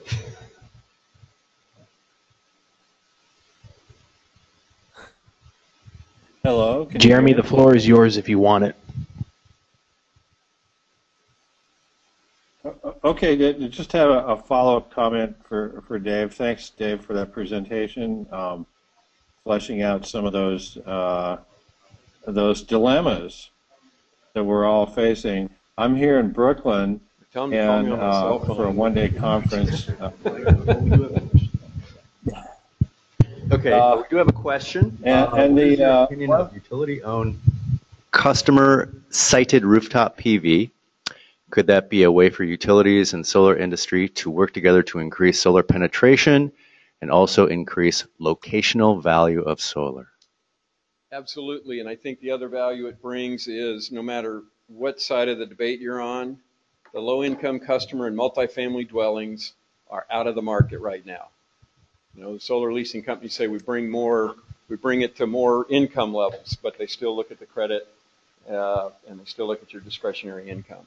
I think, and this is one of my points that I've been, yes to all of those, and I think the additional value is we could, as they're pioneering in Arizona, pay to rent low-income rooftops. Therefore, you don't need a credit rating, you don't need a discretionary income, and you could lower your electric bills, and you could locate optimal spots on the distribution system, and you could do the same with multifamily dwellings, which now are probably underserved because of the tenant-landlord relationship, those kinds of things. So I think there's huge value in that and huge opportunity. So yes. Yes. Yeah. One in the back with the microphone. Yeah. So there's one part of this equation you're missing, and that's the load-based part. The load what? It's load. You can move load around if you have the right pieces. So energy storage is going to give us one opportunity to do peak shaving. Electric vehicles are, right. And then if we do smart appliances like dishwashers or the hot water heater stuff, that can feed into it too. But the key part is we need every balancing authority in the United States to run a deadline-based scheduler that can tell devices when to turn on and when to turn off. Who's going to build that? The utilities could, and Bonneville and some of the utilities are working on several pilots, but what we need to overcome in that case is the black helicopter syndrome. Because as soon as you tell the customer that the utility is going to be able to go in and control their clothes dryer or their air conditioner or their water heater, you get a lot of people that think of the black helicopters are coming in and they won't let the utilities in. this is also what I was talking about. I didn't miss it, I don't think, but this whole energy internet idea and the huge amounts of personal data you're giving away. And I think as that becomes more apparent, maybe society just says, oh, just like our cell phone, oh, we'll go ahead and give it away for voluntarily. But I think we're going to have to wrestle with all of those questions. But that's the kind of innovation I think that's coming on us a lot faster than any of us think. So I agree with you. That we've got a lot of societal inertia on all parts to deal with and to accept. We like our electric system. We may rail against the utilities, but how many people freak out and turn a generator on as soon as their power goes out? I refuse to buy a generator. I'm fine putting my fire in my fireplace, but a whole lot of people get really freaked out. Yes, up front. He's been pretty patient here.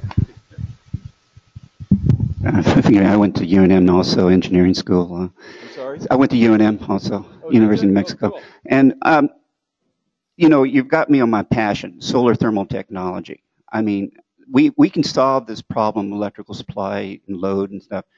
I'm going to ask everybody to do me a favor. We just recently posted a web page on heliohydroelectric technology, and it's www.heliohydroelectric.org. When I was at New Mexico State, I studied it, and the Reagan administration basically censored me very quickly. Basically, it's a technology where we use solar-powered pumps to pump salt water inland to deserts to make rainfall using evaporation ponds. I am going to, yeah, I'm really going to real quick. What I'm trying to tell everybody is that heliohydroelectric technology is one of those technologies out there that people just not know much about, and there are other technologies out there that actually could solve a lot of these problems. So I'm just letting people be aware of that, and I want to give you a copy of our paper before you leave. I think again. Do you know about heliohydroelectric? You can educate me. What I was going to say is I think there's still a fundamental assumption that we're going to need to keep adding generation, and I want to test that assumption right there. Not tonight, but I want us as a society to test that assumption, because we are so close that if we increased efficiency. And again, that's my training. If we increased efficiency by just a little bit, which might be a whole lot cheaper than adding new power supplies, we may be able to bend that curve downward at a nice, even level, which from an environmental perspective, no more greenfield development. I don't care if it's renewables, solar, coal, nuclear, hydro. If you could bend that curve down below the growth level and still provide power quality, reliability, and reduce emissions, should that not be policy number one? Just a question, not going to be answered tonight. Yes. Here you go. Speaking of, in order to get the efficiencies that you're talking about, don't you need to change the business model of the utilities? The utilities, particularly the private utilities, are not incented to make energy efficiency, encourage energy efficiency. Until we have that, I don't see how we get there. That's been a regulatory conundrum for 20 years now, 30 years. You're absolutely right. When an investor-owned utility whose shareholders' profits are based on throughput, sales, and adding new generation, which is rate-based, you have a disconnection between the profit motive and the service motive, I guess. My members don't have that disconnect because, again, we're not profit-driven. But to the credit of our in-state utilities and the UTC, they are working on what's called decoupling, which is decoupling throughput, in essence, electricity sales, kilowatt-hour sales, from the utilities' profits. And therefore, and I think two now, Puget and Avista, are both have decoupling rates. Johnny or Kelly may, and Pacific may or may not be going there. But that's what we needed to get away from that, so that a utility is no longer incentive just to keep selling more and more electricity. Their profits are no longer tied. And in fact, the less they can sell, the less operational costs they have, the higher their profits are. So we are one of the states leading in that area as well. But you fundamentally hit on what has been a disincentive in the past. So it's always been a thorny issue, though. We looked at decoupling 20 years ago and how to do it, and I think our state's been pretty successful with our commission and utilities. But it's still Yes. Kind of a tie-on question with that. Are you familiar with the MEETS energy structure or metering structure? It's metered energy efficiency transaction structure that RM Energy and the Bullitt Center pioneered with Seattle City Light. It's really brand new, and I don't know much about it, but it seems like it's similar to what he's talking about. It's a new metering sort of structure that really takes the delta of the energy efficiency and uses that as an asset. And so I was just wondering if you knew anything about that. Not specifically, but it makes sense. I can visualize how it would work immediately. So I'm glad somebody's doing that, because if we can reverse that incentive and pay people, we can pay my daughter to turn off her lights instead of turning them on, in a sense. Then yeah, and so if we can meter that and set it into the billing system, those are the kinds of things we need to develop.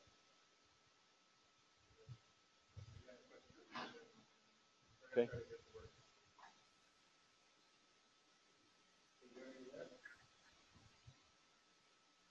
Yeah. Okay. Where are you hearing me out of the phone? Or? Yeah. We can hear you. Okay.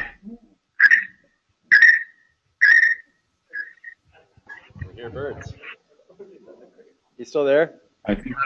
Yeah, I'm still here. Can you hear me? Tell him to call me on my cell phone. I have it here. Yeah. Okay, wait a minute.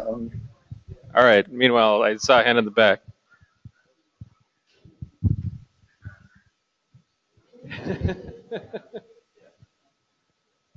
Okay. So Patrick's going to repeat his question now. Go to another question? He said he turned off. Okay, give that a shot, sure. Yeah. Okay, Jeremy, you there? Hey, Jeremy, you there? Yeah. He has to turn off his feedback. Hey, why don't you just write out your question? Or take it away from the speaker, maybe, Patrick. Take it to the back. Hey, can you guys hear me in the room? One back here, at least.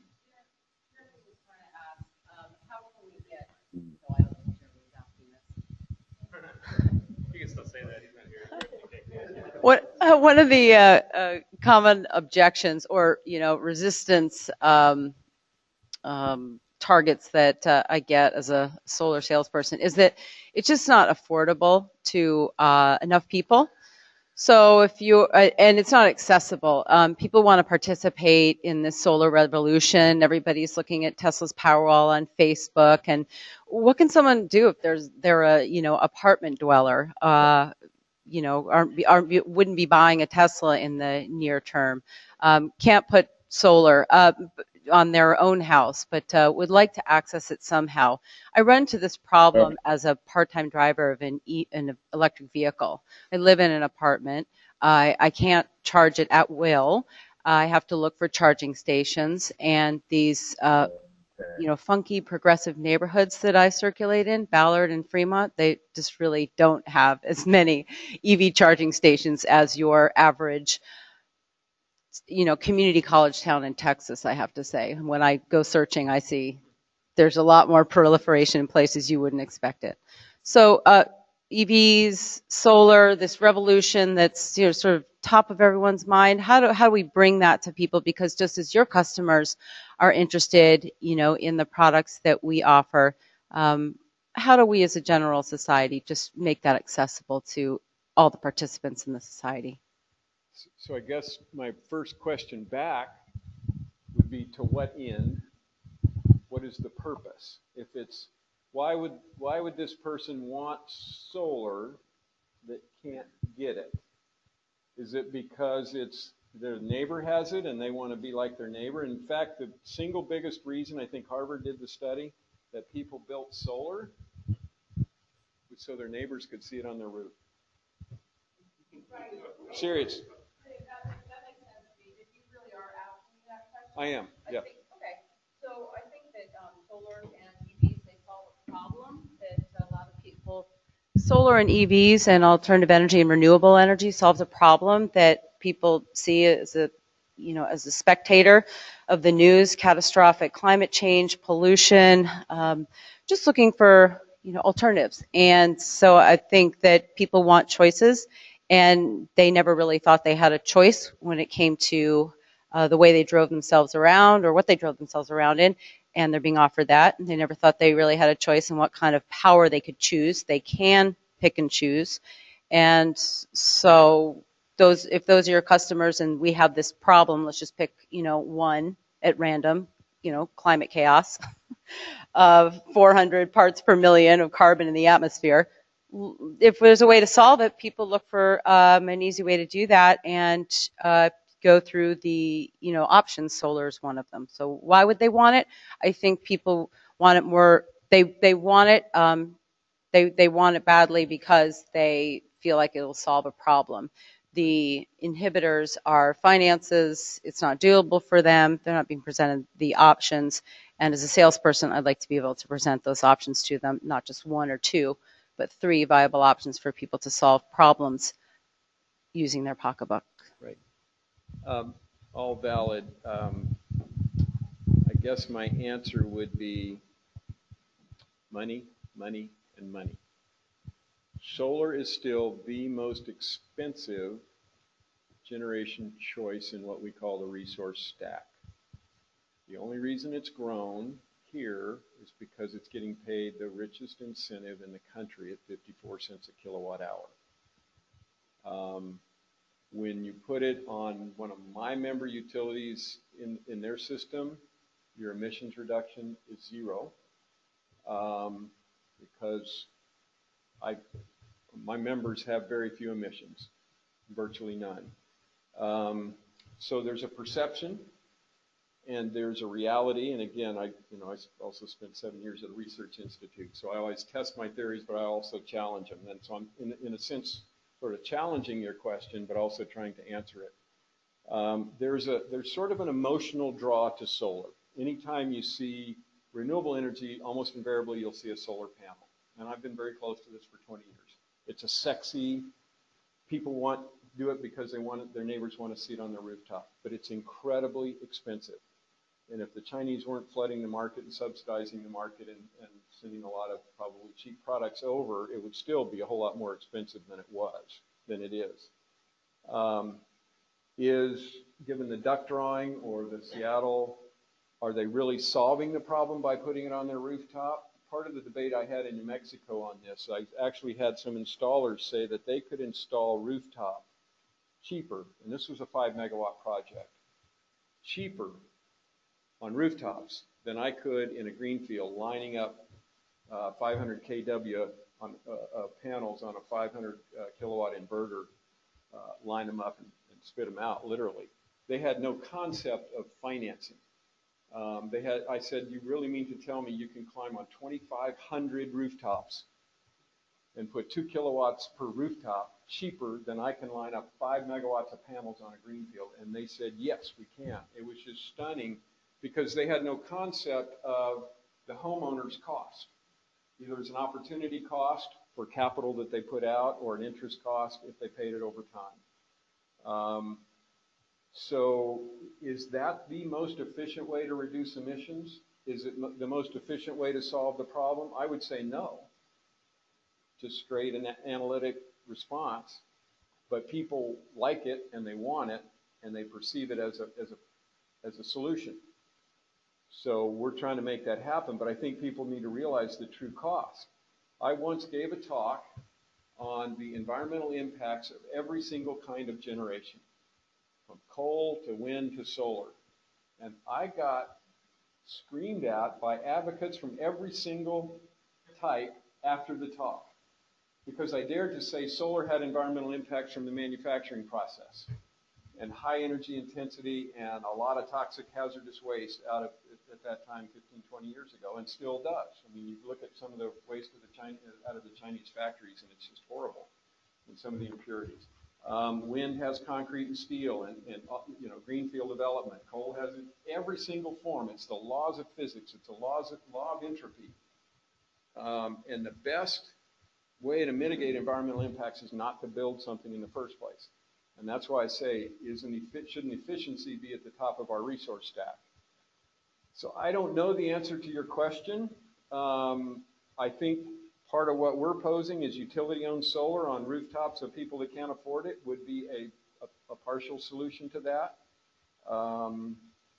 If we're really trying to mitigate emissions, then we should go target emissions from electric generation. You can force my guys to put as much rooftop solar and say raise the net metering cap because we're going to put more solar out. Again, it doesn't reduce emissions, and it adds cost. So yeah, maybe it'll take pressure off the hydro systems so we can take out the Snake River dams. But if you look at an NREL study, National Renewable Energy Lab, putting renewables in greenfield development, whether it's solar in California or wind in the shrub steppe habitat, destroys a whole lot of habitat. Where are the trade-offs there? There are environmental impacts from every single type of generation. Rooftops are probably best as far as destruction of habitat because you're putting it on a rooftop. So I think there's a lot of merit in putting solar on existing structures. Let's look at that. There's value there. So, you know, it's a long-winded answer with no specific resolution. Sorry about that. You know, if we're going to direct capital to the most efficient placement of capital to the correct solution, then I'd love to sit down with this group and everybody else to say, how can we do that as a society? Because I think that's where we have to be. We're not going to give up our electricity. We're not. How do we do it in the most efficient manner, environmentally and economically? I'm going to try this once more with Jeremy. Give him an opportunity. Jeremy, are you there? Go for it. Tommy? Go ahead, Jeremy. Okay.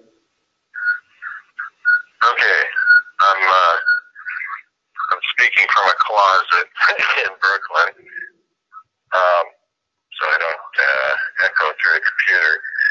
Dave Warren, I really appreciate you coming out and you know, bringing up these points that are very important. I'm here in Brooklyn for a one-day conference, and one of the subjects of discussion is the synergistic relationship between solar stakeholders and utilities. We have a lot of things to work out, you know, and we brought that up with our slides, and Dave, you have brought up those points as well. It's a complicated situation. In the state of Washington in particular, we do have an emission problem, but it's not really so much from our public utilities, who for the most part are 88% hydro or more. So, you know, it's a very complicated situation, but I think that, you know, at the beginning of the discussion that we've got going is really where we need to head. And I'm encouraged, you know, that we've got that conversation going, and I think that, you know, we're going to see a lot of progress in the next few years towards some real solutions. Agreed. Thank you. Anything else, Jeremy? No, not particularly. I just, you know, would like to reiterate that solar is, you know, an excellent source of energy. There's no fuel that you have to go after. You know, we have a constant supply of it. It needs to be dispatchable, and these are problems that we can solve. Yep. Thank you, Jeremy. Appreciate it. Yeah. Yeah, quickly while we're moving the microphone, I think he brings up a point is, and he and I have talked long about it, and others have too, but I think we are, in this state, we are forging an alliance, at least a collaborative relationship between the solar advocates and the utilities that hopefully we can continue to work and use for the next decade. I really think there's a lot of promise in that. I have a question. Yeah. Dave, could you please give a thought to whether the cheap rates in Washington State, which really, in my opinion, encourage squandering of energy, are going to stay this artificially low forever? And if they raise, how will that affect that load curve that you showed in one of your early slides? because our rates are so low here, they're almost there's a huge differential between what we have from Bonneville sourcing of power compared to other states adjacent. It's Bonneville, and it's as I said, my members own 5,000 megawatts of hydro. It's probably close to 6,000. So it is the Columbia River system, and it's not artificially low because we pay all the costs of that system. It's not subsidized. It is fully capitalized. Well, it's not. We're still paying the Treasury for the federal system.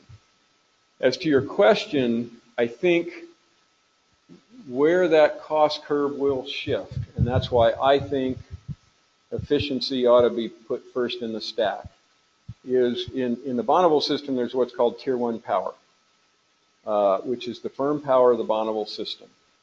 We are close to pushing that to the limit. Some of my members are now fully motivated to maintain their loads below their Tier 1 allocation. Because when they go over that, then whether they buy through Bonneville or elsewhere, they will have to go out to the market and buy more expensive resources. And therefore, there is a true economic test between what that next increment of resource is versus what that next increment of conservation is.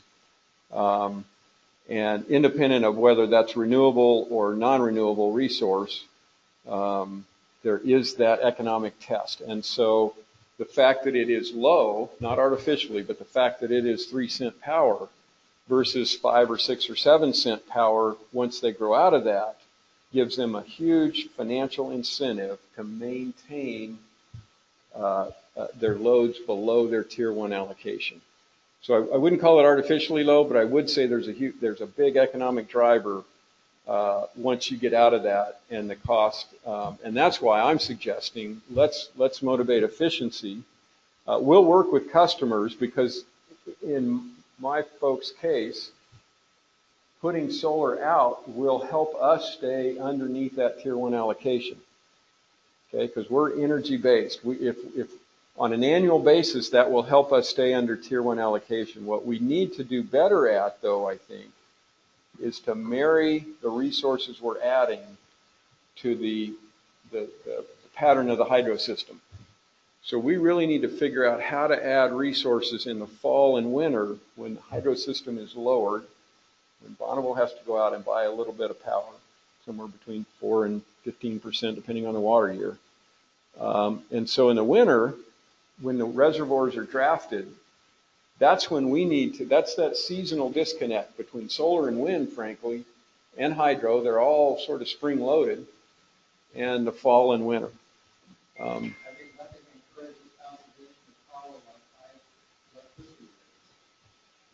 Well, or the avoidance of high electricity rates.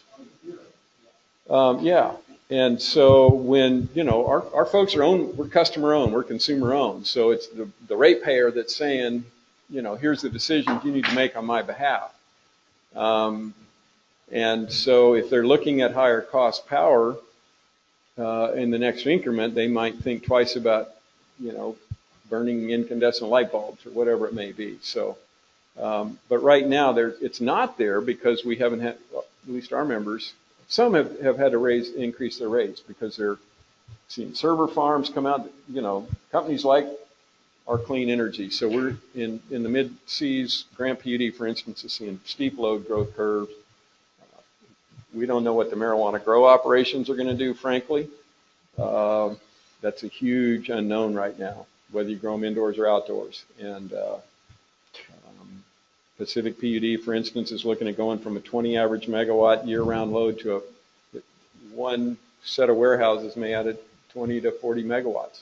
Average megawatts may double their utility size just from the grow operation. There was a story on NPRs I've driven up on how the Power Council is looking at grow operations, how the growers are, how the state law is set up. Our state says you can only get so many square feet per grow operation. Well, the indoor guys have an advantage there because they can get 5 or 6 cuttings, I guess. And the outdoor guys only get 2 or 3, but they're the same square footage. So you know, we've got those kind of inequities, so we have to start looking at efficiencies and things that come along that were not anticipated a couple of years ago. All valid. Okay, I have two quick questions. I'm Bob Ransom. I'm a politician and a board member here. The question is, what do you think will happen in the next 30 days politically? I want to know what the political answer would be in Olympia. And second question, if we went to the rate of the public utility of 10 cents instead of 54, do you think it would continue with growth at all in solar energy, or what do you? I think you've answered as no, but tell me what you think. So first question though is really, what do you think is going to happen in Olympia? What political answer do you think there is? I think there's a lot in play. I think stakeholders have generally indicated an unwillingness to move. And if I was putting money down, I would say not much is going to happen. In my optimistic sense, because I and others have worked long and hard, I would like to see the solar bill advance. I would like to see some changes in 937. I would like to see the clean, this is my personal opinion, not my association's position, the Clean Energy Fund funded. And some anticipation here in the political process to deal with what we're seeing here. We've worked on the solar bill for 3 years. There's a reason it's not going that's beyond any of our control. But I think it's good, and I agree with some legislators that are supporting it in that we sort of made a promise to our manufacturers and installers 10 years ago when we passed this. And there ought to be a transition out of it. It shouldn't be abrupt end. Prices are coming down. How much of that is because of economies of scale in manufacturing versus Chinese subsidies and cheap materials, I think is still yet for the market to sort out. Some of you guys may know it better than us. So we would like to see that to keep the promise to the manufacturers and installers. But I think there are other issues. I showed you the graph. I don't think we can just keep adding generation. I don't care what kind. It's just not economically or environmentally efficient. And I think we've got to come to grips with that. Now, how do we do that? I don't know, because everybody sort of dug their heels in. Having said that, I think stuff is still, I'm an optimist. I'm an engineer. I'm taught to solve problems, not create them, you know. I see solutions. I think we can get there. You know, here's the equation. Here are the variables. Let's plug them in and let's solve the equation. So I'm an optimist. I think hopefully we can get something on the solar, extending the solar incentives. I don't know. Do you think it would ever go to 10%, 10 cents?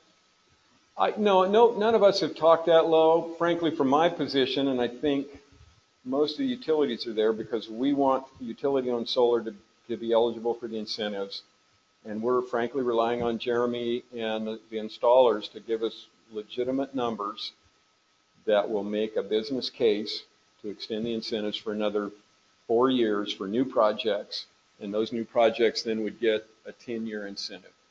And that 10 years may need to move a little bit. Maybe it's 7 or 8 or 9, whatever. But it's a combination of how high the incentive is and how long it runs.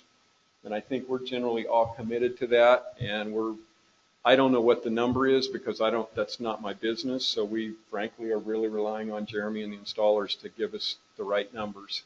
One of the discussions is, and this is where my private utility friends and I disagree, we as consumer-owned utilities are nonprofit, so we don't have any federal tax liability. So we cannot, for utility-owned, we cannot take advantage of the federal investment tax credit or accelerated depreciation. So we are at a competitive disadvantage to private companies and private utilities. And I've advocated that consumer-owned utilities should get a little higher incentive, just so that all the players are getting the same amount of incentives when you add them up between state and federal incentives. And then, you know, I envision some of our guys are going to have a list of installers that are qualified, and when the customers call, they're going to say, here's a list of installers. Go find one and, put some, just like we do with a lot of energy efficiency contractors. Utilities will qualify. Contractors put in insulation and that sort of thing, and then the customer can call and take advantage of utility incentives or other things. So that's sort of the partnership I see. I don't think it'll be 10 cents. I don't think that's a number that will sustain the industry and the manufacturers and the installers. We're talking in the neighborhood of, Johnny or Kelly, 30 cents, 35 cents, something like that. We're trying to make the number work. I had a question about the first slide you show with the basically the flat growth in electrical demand, and whether electrification of the transportation system and electric vehicles play a part in that figure. From a personal perspective, my PV system used to cover just about 100% of my load until I added electric vehicle, and now I have an extra 3,000 kilowatt hours that I'm consuming a year. Just wondering how that could impact that growth curve over time. There have been a lot of studies done on that, and at first people's perception was that EVs were going to overwhelm the utility grid. In and of itself, we're not seeing that now. There's maybe a 5%, when the market's fully realized in whatever 10, 20, 30 years, a 5% growth, and a lot of those will be off load hours, low load hours at night. One of the concerns I've talked about as we developed our interconnection standards for PV, what are the interconnection standards going to be for two-way charger flow, and what happens if everybody comes home at 5:30 at night and all plug their cars in at the same time? What's that going to do to that circuit, the duck's head? Those are issues, I think, that are more critical to deal with than the overall load. But I've seen a number around 5% over whatever 20 or 30 or 40-year period it'll take to fully transform the fleet to EV. The California utilities actually came up and talked to us about forming an EV caucus because they're promoting EVs as offsetting the flat or load loss as a way to build their business. Again, we're not for-profit utilities. It's not our motivation to increase load, but if it's something the customers, if we need to, we will. But it doesn't seem to be, because the penetration is so over such a long period of time, I think it'll be offset by other efficiencies. The market transformation system now, appliance standards and all those things are just now, they're part of the system, and they're being so successful that some of the projections on how long it'll take to transform our TVs or our washing machines or whatever are just way slow. They're happening a whole lot faster. So I think those are probably offsetting some of the EV stuff. Hey, Dave, thanks for driving up here. I know that's a long drive at the end of the day. But I have kind of a follow-up political question. The 2 years I've been down there working on this issue as well, it's become pretty clear that from at least the installers and other advocates' position, there were two big questions that needed to be answered. And one was, how do you avoid the cliff on the incentive? How do you fix the incentive program? And would leasing companies get to play in that incentive pool? And for the 2 years that I've been watching it, those two simple questions have been accreting things like, how do we manipulate the net metering system? And what about doing distributed energy resource planning? And lots of other issues that didn't have a lot to do with answering those two questions. So, and that's the first half of what the questions I have for you. You've actually added to that and said, we don't actually need solar. So how do you get to a resolution where the manufacturers and the installers can take care of problems that are really affecting their daily functional work life and still have the issue, resolve the issue you say, which is we don't need it? I don't think I said we don't need it. I think I meant to say we should question the fundamental assumption that we have to add more generation as a paradigm in our electric grid,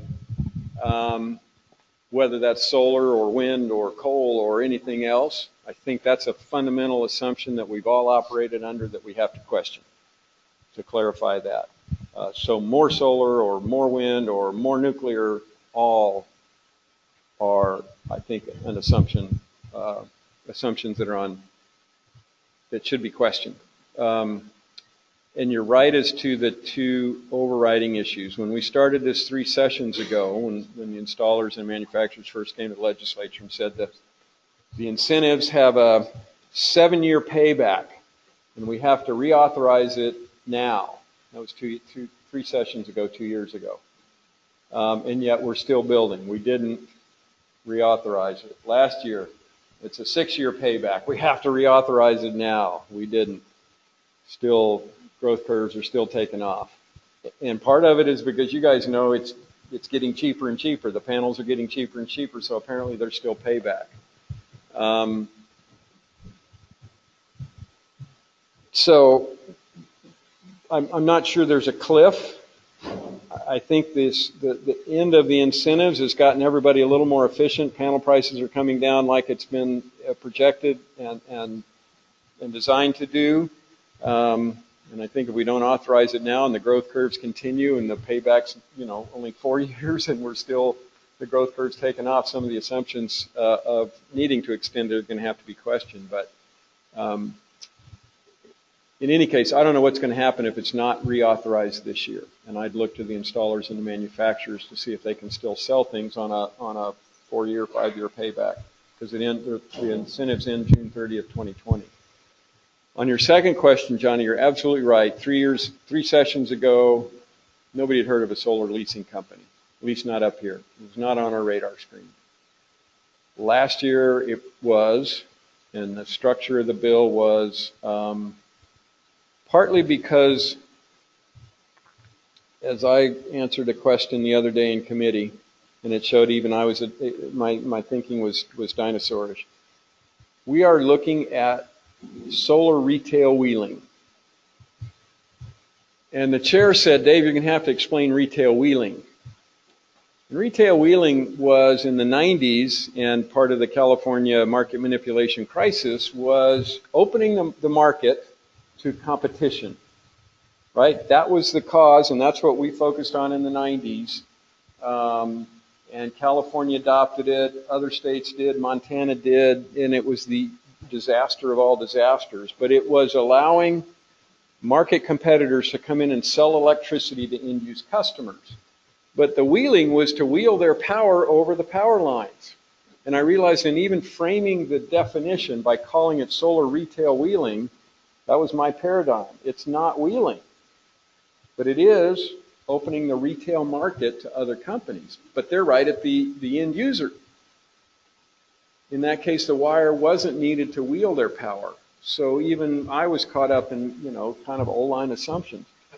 This leasing idea, you guys are probably all familiar with it, has fundamentally changed the deployment of solar in the last 2 or 3 years in a way that nobody could have expected. I don't think it's long-term. These companies are financial services companies, not solar companies. They're taking advantage of federal tax subsidies, state subsidies, and ratepayer subsidies through net metering. The average homeowner saves $5 to $10 a month on their electric bill and ends up with a 20 to 30-year liability on their home. Now they're finally starting to see homeowners are having to pay off the lease before they can sell their home because the buyers aren't wanting to buy it because it's a long-term liability against their home. While the leasing companies have approval over your buyer of your home because they have to have a credit rating that's substantial enough to assume that lease as well as the mortgage. There are a lot of issues around it. So last session, while the UTC was looking at it, trying to wrestle with whether or not it should be these companies should be regulated, we came up with an idea, we collectively, that if the utilities offered a solar program, we could keep the third-party leasers out. Partly because nobody knew, we saw the problems that were happening in Arizona and California, and we hadn't yet gotten our arms around it. We collectively, in the state, the regulators and utilities and the advocates and the installers are worried about the Walmartization of you know, the installers and the manufacturers are worried about the Chinese panels coming over. And so we operated on that paradigm. So the utilities would have 2 years to come up with their own solar program, and if they did, they could keep third-party owners out. Utilities, that bill didn't pass. Utilities are sort of acceptant. The UTC issued the Utilities and Transportation Commission issued a declaratory order that said, we think they are retail sellers of electricity. They should be regulated. We will take some consumer protection and write some consumer protection regulations if the legislature doesn't act this session. So they put it off a year. So all the parties except the third-party owner companies generally have agreed on the regulatory structure. It's regulatory light. It has some consumer protection issues. It has some disclosure provisions. So these leases, just like car leases, have to give in clear language what the assumptions are, what the costs are, what their savings are. And the third-party companies just seem to be running this public relations blitz against everyone's trying to kill the solar industry. Nobody's trying to kill the solar industry, and we're not trying to keep them out of business anymore in the state. But electricity is vital. It's an essential public service. There are abuses that are coming out. We're just trying to get ahead of the curve before that happens and trying to anticipate some of these business models and protect the consumer and protect the grid. Representative Smith wants to know, for instance, disclose what materials are in the panels.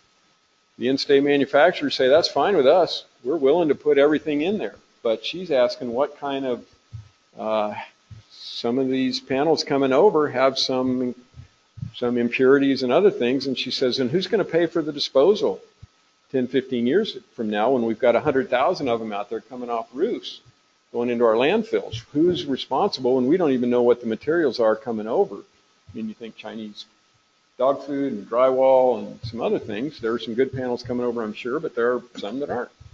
So we're still trying to get our arms around this third-party owned mass deployment consumer protection issue that this business model represents. If we can get our arms around it, because frankly, I was part of and was aghast at the design of the energy markets in the late 1990s. You know, it was going to bring prices down and everybody was going to be smiling. And exactly the opposite thing happened. A few people got very rich and there was a massive transfer of wealth. And the customer paid $40 billion. And so we need to advance slowly in the electric industry when new business models come up. At the same time, we need to act quickly enough and be adaptable enough that we can deploy it. But this overlay of economics and physics and policy, to me, that's why I love being in this business. It's fascinating and complex and frustrating and challenging and, you know, exciting and essential. And so, I don't know, Johnny, I'm wandering again. Actually, we do have to wrap it up. We have to be out here at 8:30. There's one more. Could we take hers? Do you have time for one more? Okay. Yeah, I do. I'm driving to Wenatchee tonight. I was supposed to be there this morning. Can you talk a little bit about the aging grid infrastructure and the future costs? Maybe not the need, but the future costs.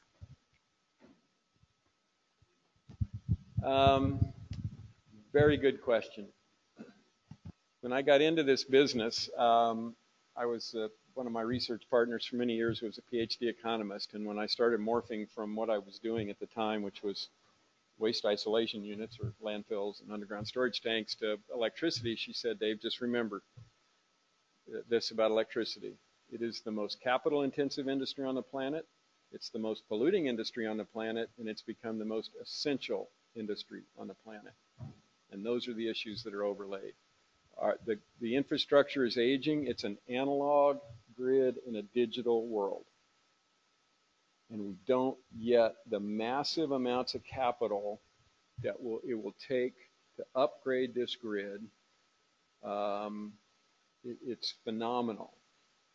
And then the question becomes, how do we do that? Do we build more transmission line to build more central station wind, for instance?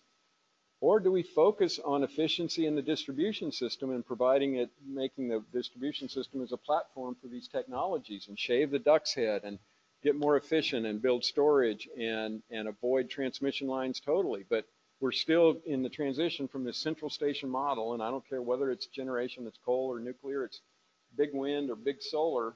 There's speculation that 500 megawatt solar plant in California is the last big central station solar plant they'll build, because the local resistance to the siting of it, and the tortoises, and the habitat impacts, and the transmission lines taken.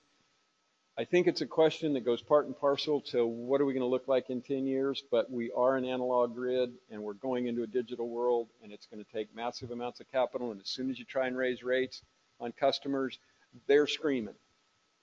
So, you know, your question about artificially low rates, somebody asked me once, why can't we be like Germany and put out all the solar Germany did? Well, Germany's 35 cents a kilowatt hour and we're 4 cents a kilowatt hour.